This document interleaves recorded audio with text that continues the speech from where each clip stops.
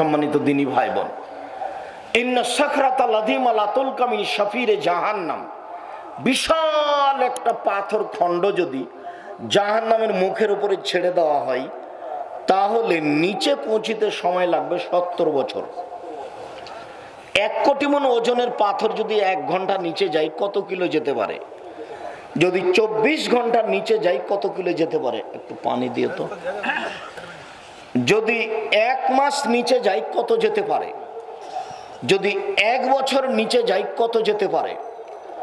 70 বছর যদি নিচেতে যেতে থাকে তাহলে জাহান্নাম কত গভীর।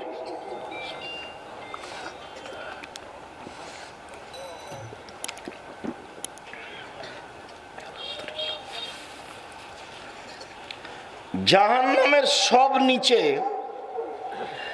হিন্দু থাকবে এ কথা আল্লাহর নবী বলেননি, তবু জাহান্নামে যাবে তারা।